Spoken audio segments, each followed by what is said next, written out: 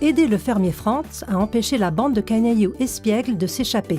Sinon, vous avez tous perdu. Au début de la partie, placez le plateau de jeu départ octogonal au milieu, puis ajoutez les bandes sentiers. Faites attention à ce que la couleur de la première case des sentiers soit différente de celle de la case départ voisine. Installez les tables au milieu et répartissez où vous voulez tous les animaux sur les cases de départ. Mélangez les cartes et empilez les faces cachées pour former la pioche à côté. Le jeu se déroule dans le sens des aiguilles d'une montre. Commencez par lancer le dé. Si le dé indique une couleur, tous les animaux qui se trouvent sur une case de cette couleur avancent d'une case. Si le dé indique le fermier Franz, choisissez un animal qui recule d'une case.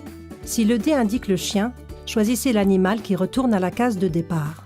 On retourne ensuite une carte. Si elle représente un animal, celui-ci avance d'une case sur le plateau de jeu. Si elle représente le fermier ou le chien, on fait reculer l'animal de son choix d'une case ou jusqu'à la case de départ, comme lorsqu'on lance le dé. Certaines cases représentent des friandises, par exemple une carotte. Lorsqu'on tire ce type de carte, l'animal représenté dans le coin de la carte recule d'une case. Les cartes tirées sont défaussées.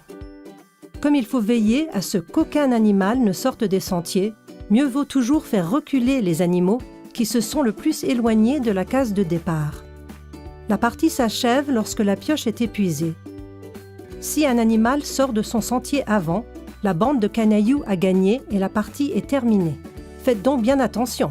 Si aucun animal n'est encore sorti de son sentier, vous avez bien surveillé la bande de canailloux et vous avez tous gagné. Bien joué!